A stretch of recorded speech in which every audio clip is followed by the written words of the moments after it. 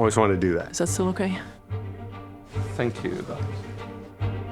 Perfect. I feel like a movie maker now. So in 3 words, why we need to embrace nature-positive future: equity, resilience, and human prosperity. Security, resilience, inspiration. So life, love, and everything. No other alternative. We need nature. We are nature. Well, I can do it in 2. It's to win. The world stands at a crossroads. One that decides the future of humanity and all life on Earth. We are destroying nature faster than at any other time in our history. And the effects on humanity are profound. We have to recognize that every breath of air we take, every mouthful of food that we take, comes from the natural world. It's the essential ingredient of human life. Humanity has become a weapon of mass extinction. We are treating nature like a toilet, and ultimately, we are committing suicide by proxy. Can we build a better future where both nature and humanity thrive?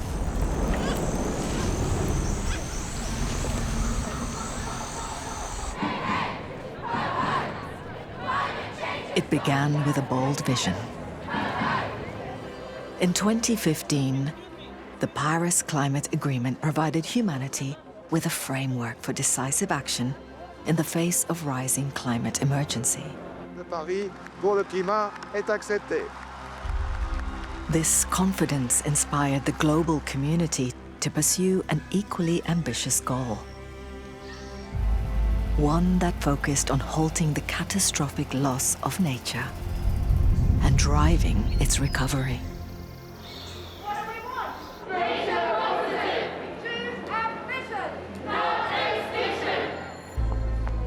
In 2022, the world agreed to the Kunming-Montreal Global Biodiversity Framework, defining the path for nations to unite under a shared ambition. To halt and reverse biodiversity loss by 2030. The nature-positive ambition was born. As we work towards a zero-carbon future, we must work equally towards being nature-positive. Nature positive is not a slogan. It is a measurable goal for nature to drive action across society, to halt and reverse biodiversity loss for the benefit of all life on Earth, including ourselves. The global human population is still expanding. Around the world, people need to fish, farm, extract resources, and develop infrastructure. But almost everywhere, this is still done unsustainably and destructively. The demands we place on the natural world will never go away completely. But we can drastically reduce our impacts, promote nature's recovery, and create a better world for all of us. So the nature positive goal is all about making sure that there is more nature tomorrow than there is today. This united global goal is critical because we are losing nature at an alarming rate. How have we reached this point? Over the last 200 years, we have lived through unprecedented scientific and technological advances. Improvements in food production, medicine, sanitation, and technology have brought great economic and social benefits, leading to a dramatic improvement in the quality of life for many. The beginning of the 20th century. Average global life expectancy was below 40 years. Today, 70. 75% of the global population lived in extreme poverty. Today, less than 10%. It took humanity 300,000 years to reach a population of 1 billion at the start of the 19th century. It took just over a century more to double this figure, and less than 50 years to triple it. And since the 1950s, we have been adding nearly 1 billion people every decade. This is what we can call the great rise of humanity. And one can argue that there's never been a better time to be human. But our meteoric rise to power has come at a cost. The great rise of humanity was hiding a dark secret. Something that, inadvertently or conveniently, has been ignored until now. The great decline of nature. Over the last 70 years, our exponential demographic growth and technological progress have led to a feverish overconsumption of every natural resource available to us. This period marks the Great Acceleration. We have thought that the planet is a very resilient, robust system, and there's more and more signs that that has been a too optimistic assumption. As our economies grew, so did the destruction of habitats. The pace at which we now consume the planet's resources is unsustainable, and nature is bearing the brunt. IUCN Red List is a barometer of life. We can tell the world what is the state of a species. And unfortunately, we are losing a species at a rate that we have never seen before. We can see the numbers, right? 73% decline in wildlife populations. We're reaching negative tipping points. If you put together the biomass of all the mammals of the world, 96% is made of us humans and the animals we eat. We have cut down half the trees, killed half of the coral reefs, and drained 80% of wetlands. More than 90% of commercial fish stocks are now overexploited or fully fished. We have altered more than 2/3 of the planet. And our assault on nature shows no signs of slowing. We are constantly using natural resources in a way which is just simply not sustainable. And worse, we are also destroying the very ecosystems that can replenish these resources. Every statistic is showing that biodiversity is in decline, it is in crisis, and if we don't do something about that, then we cannot rely on the other systems continuing to function as they do. Does that worry you? That should worry all of us. There may never have been a better time for humanity, but our progress and consumption is pushing nature to the point of collapse. And yet, it's this degradation of nature that threatens the foundations of our prosperity and our future.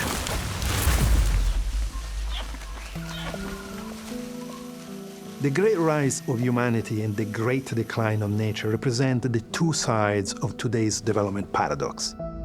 The economic model that helped humanity to develop so spectacularly has been based on a massive destruction and overexploitation of the very natural resources and services that support it. Nature provides many benefits to society at many layers, but nature doesn't charge anything for this. When did a bee ever send you an invoice for pollination services? The value of ecosystem services and the rate at which they are being lost is tremendous. Armed with technology, we can clear cut a forest that's taken millions of years to come into existence. With a trawl in the ocean dragging the seafloor, we can unravel these closely knit systems thinking it doesn't matter what we take. That nature will always be there. Now we know it's not true. If we continue with business as usual, we risk crossing planetary tipping points that will destabilize our societies and our economies, and from which we can never recover. I've always felt that interfering with the natural world is a bit like a giant game of Jenga. You take out a piece by piece, and eventually the whole thing will collapse. Take the Amazon rainforest. If deforestation there continues, we will soon reach a point when the Amazon simply cannot recover. And the forest will continue to shrink through fire and drought, even if deforestation stops. If this happens, the repercussions will be felt around the world. The loss of nature has lots of consequences for people. This is being seen now with the disasters, which are nothing natural. They're human-created, becoming more ferocious and more frequent. It's affecting every part of the world. No, you know, we've, in a sense, totally underestimated the role of nature.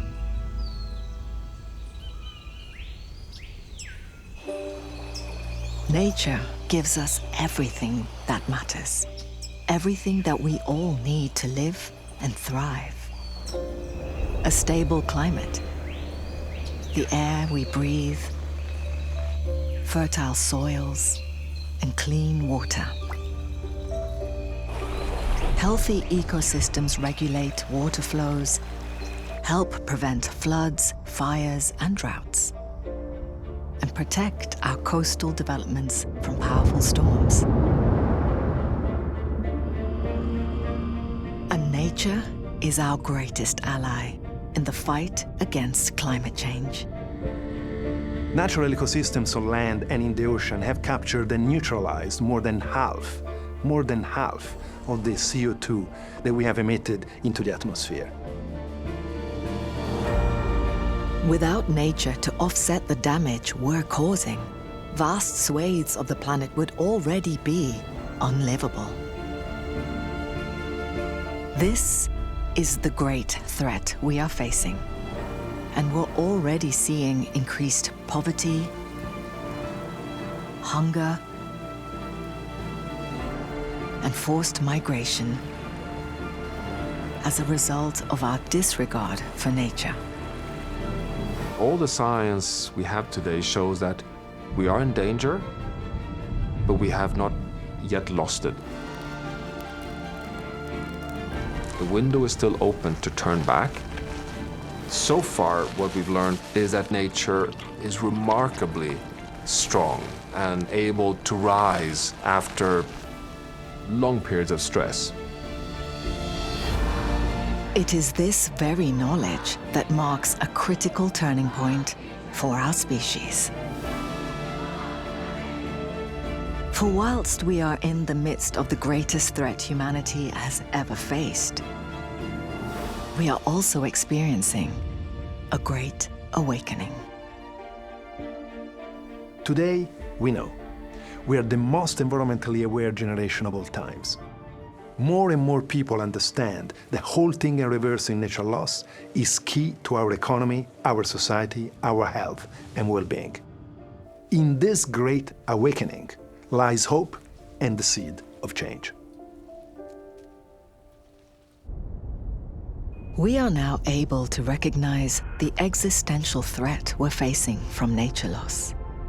Earth observation not only observes decline in nature, but effectively guides us towards nature-positive action. This is vital because our security and prosperity depend entirely on nature. We all depend on nature, and 100% of the GDP depends on it, in the same way as 100% of the human race depends on nature. Yet despite this, we tend to only value nature when it's dead. A tree becomes valuable when you cut it down and it turns into furniture. A fish acquires value when it's caught and served in your dish. not when the tree is alive on the forest, producing oxygen, or the fish is part of the ocean ecosystem and keep it healthy. When we don't value nature for what it really provides for us, we don't take into account the true costs that will be incurred when we lose nature.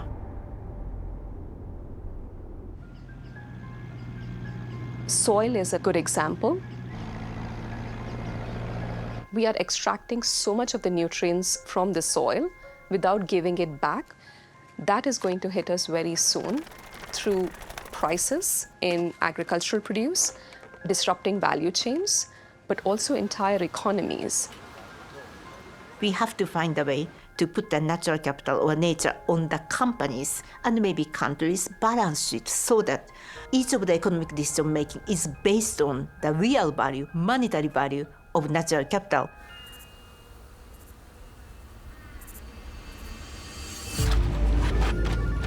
Businesses have typically been part of the problem, endlessly taking from nature with impunity. But increasingly, companies within the private sector are recognizing the risks that nature loss poses to their business. We cannot continue to grow, consume, and not expect any consequences. This short-termism is very bad for business, for societies, for people. Known as externalities, a company's impacts on nature and ultimately on society and businesses themselves are economically invisible. And so, they're exploited as if they'll be available forever.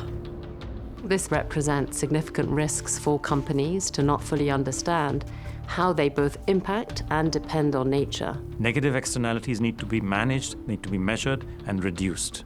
Why? Because today's externalities are tomorrow's risks, and tomorrow's risks are day after tomorrow's portfolio losses. At the core of this needs to be a recognition that the resilience of a business depends on the resilience of nature. Those two things are inseparable. Today, businesses are beginning to recognize that embracing nature-positive practices can not only mitigate risks, but also create long-term value for society, for the planet, and for their bottom lines. Valuing nature is not just important for economic reasons. It is also key to building a fairer and safer world.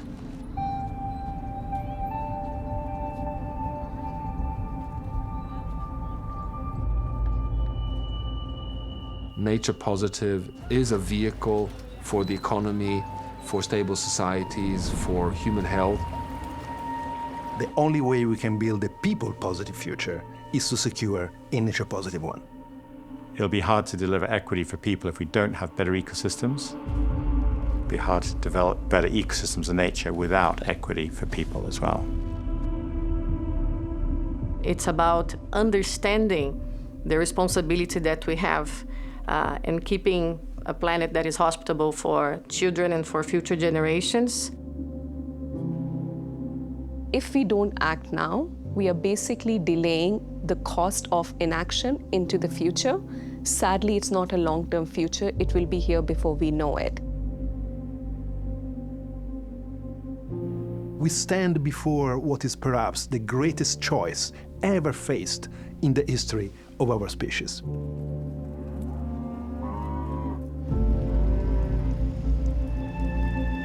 We can continue with business as usual, continue to destroy nature, push Earth systems towards collapse, and put the future of humanity at risk. Or we can transition our societies, our economies, and our future to a nature and people-positive path. In a way, it's actually quite simple. We simply have to implement the global, legally binding policy agreements that we have already signed on to. The mission of the Global Biodiversity Framework to halt and reverse nature loss has been hailed as an historic moment, a major win for our planet and all of humanity. biodiversity loss or nature loss is not just an environmental issue. It is an economic issue, it is a financial issue, it's a developmental issue, it is a health issue. Now, with a global biodiversity plan and a shared vision for 2050, the world has chosen a path toward a nature-positive and people-positive future. So how do we get there? If we want to continue to create the prosperity humanity needs, we need to be able to use nature in a way that is sustainable.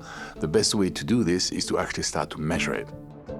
Corporations and economies can only transform the way they operate when they're able to measure how they impact nature and how they depend upon nature in order to thrive.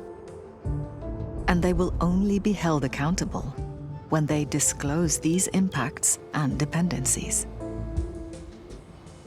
Science-based targets for nature equip companies to set measurable, time-bound, quantifiable objectives that enable them to do their part for a nature-positive future. But we can't just rely on businesses to voluntarily follow this path. There is a tendency for us to just allow voluntary reporting, but that will never work. Because all that will happen is those which are most responsible will report and those who are not will not. And it's no coincidence that the ones that are the least responsible are some of those who have the largest footprints. To achieve real change within the private sector, we need incentives and regulation. Regulation helps level the playing field to ensure all businesses across all sectors measure and report their impacts on nature and explain how they will address them. That's why we need the regulatory environment, the political environment, and the investor environment to help provide the incentives that will drive action in the right direction instead of the wrong direction. Every year, an estimated $2.6 trillion of public subsidies are given to support practices that damage the natural world. Think what we could achieve if these subsidies were redirected towards practices that protect and restore nature. We can unlock $10.1 trillion of business opportunities by 2030 if we move towards a nature-positive pathway. We're seeing really exciting new products and services, new business models being created by working with nature rather than treating nature as an externality.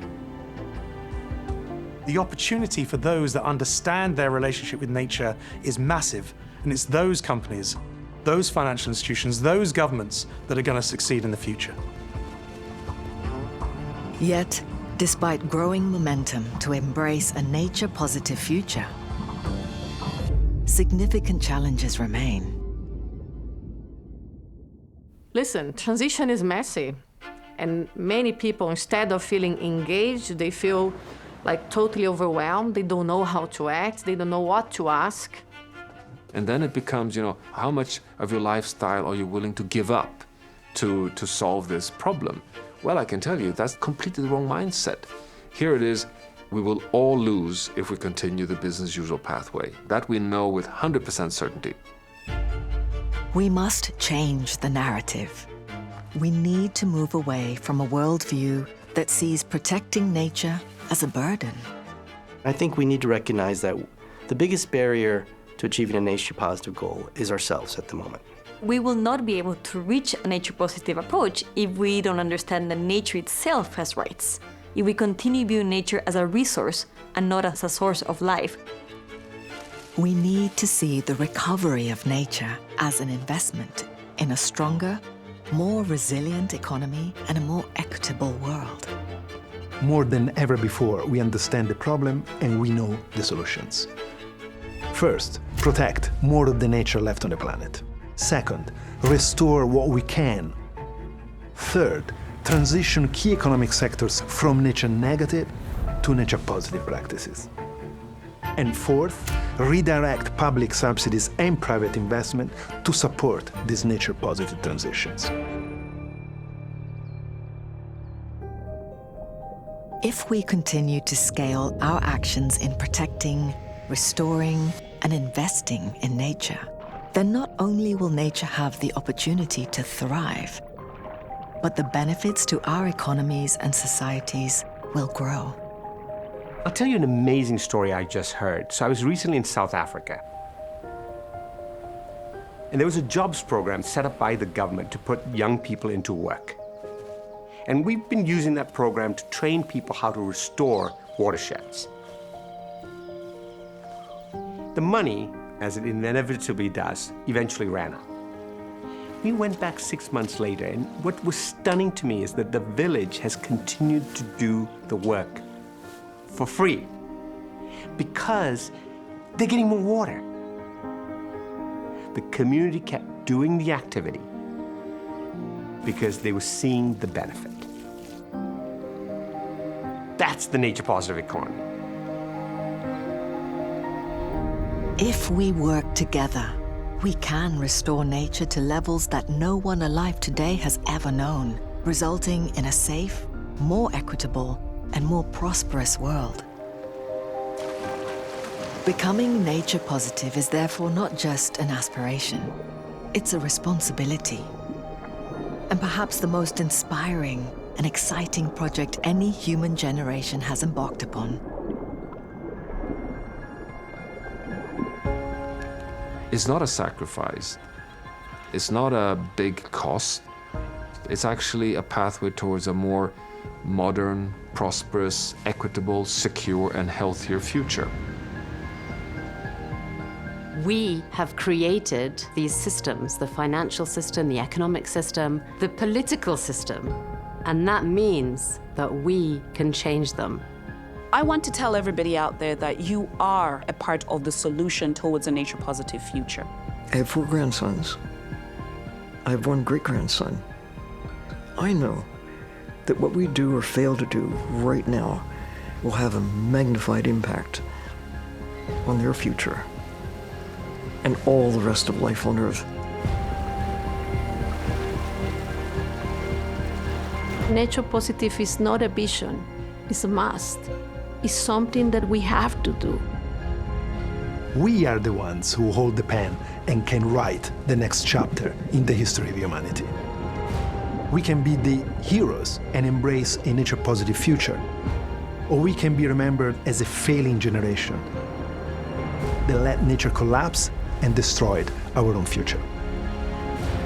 We must all be agents of change, embracing a nature-positive mindset in all that we do. Only then can we create a safer and better future. A nature-positive future for people now, for generations to come, and for all life on this planet. The choice is ours. The choice is clear.